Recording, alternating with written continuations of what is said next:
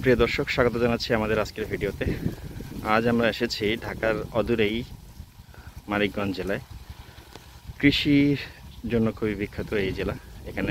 এই জেলায় বিভিন্ন ধরনের কৃষিপণ্য, শাকসবজি এগুলোর উৎপাদন সবচেয়ে বেশি। অন্যতম একটা জেলা।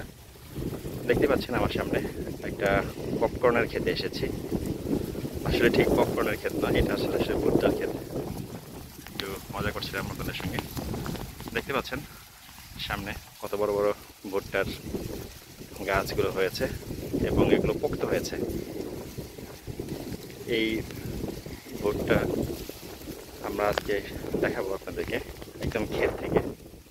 আমার সামনেই দেখতে পাচ্ছেন, একটু খুলে দেখাই আপনাদেরকে। একটা ভুট্টার ক্ষেতের মধ্যে খুবই সুন্দর, কত সুন্দর করে এই ভুট্টার যে এটা মোড়ানো থাকে দেখতে পাচ্ছেন। খুবই দারুণ একটা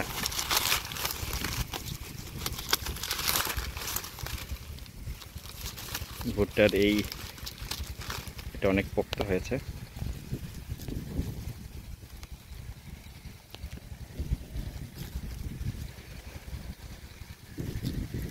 এই ভুট্টার বাজার কিন্তু খুবই ভালো এবং ভুট্টার বাজার নিয়ে কিন্তু মানুষের মধ্যে বা কৃষকদের মধ্যে কোনো ক্ষোভ নেই, খেদ নেই।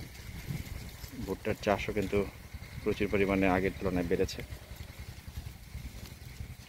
এবং স্থানীয় বাজারে বলেন আর বড় বাজারে বলেন, সব জায়গায় ভুট্টার দামের ক্ষেত্রে কোনো হেরফের হয় না এবং কৃষকরা ভুট্টার ন্যায্য দামই পেয়ে থাকেন বলে আমরা শুনেছি।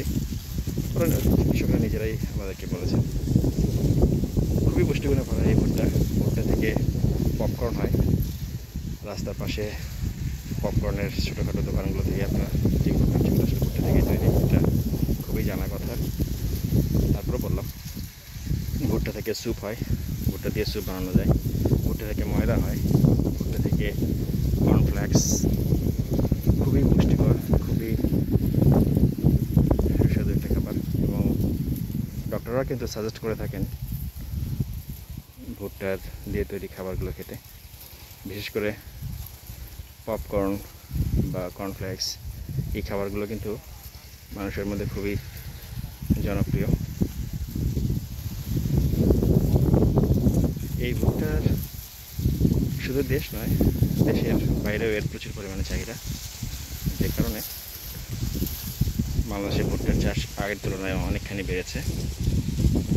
যদিও বাংলাদেশ থেকে ভুট্টার যে চাহিদা, সেই চাহিদার তুলনায় ঠিকমতো যোগান দেওয়া যায় না। তারপরেও যতটুকুই উৎপাদন হয় না কেন, দেশের চাহিদা মিটিয়ে দেশের বাইরেও এই ভুট্টা চলে যায়। আপনাদেরকে লাইভ দেখাচ্ছি। আমরা এই যে একটা পলি সামনে আছে, আমরা এটা একটু ওপেন করে দেখাই। এগুলো কিন্তু আমরা স্থানীয় যে কৃষক আছে তাদের কাছ থেকে অনুমতি নিয়েই কিন্তু দেখাচ্ছি। এই ভুট্টাগুলো কিন্তু পরে যখন ভিডিও শেষ হবে তখন কিন্তু তারা খুলে নিয়ে যাবে বা তুলে নিয়ে যাবে, কারণ এইটা খোলার পরে এটা ভালো থাকবে না, হয়তো এটা নষ্ট হয়ে যাবে এটা যদি এইভাবেই গাছের মধ্যে রেখে দেওয়া হয়। তো তারা এটা তুলে নিয়ে যাবেন। দেখছেন গাছের সাথে ভুট্টা একেবারে লাইভ, কত সুন্দর কালার এবং কত পোক্ত হয়েছে। এগুলো কিন্তু তোলার একেবারে উপযুক্ত সময় হয়ে গেছে। আমার বাম পাশে যদি আমি একটু দেখাই, এখান থেকে কিন্তু বেশ কিছু ভুট্টা তুলে নেওয়া হয়েছে এবং গাছগুলো কেটে কিন্তু খড় হিসেবে গরুর খাবারের জন্য ব্যবহার করা হয়েছে। আমার ডান পাশে কিছু অংশ এগুলো এখনও রয়ে গেছে। কিছু কিছু ভুট্টা এখনও ছোট আছে, বেশিরভাগই পোক্ত হয়ে গেছে, তোলার সময় হয়ে গেছে। তো আর কয়েকদিনের মধ্যে হয়তো এই ভুট্টাগুলো কৃষকদের হাতে পৌঁছে যাবে এবং কৃষকদের হাত থেকে আপনার ঘরে চলে আসবে। বড় বড় কোম্পানিগুলো এই ভুট্টা নিয়ে থাকেন এবং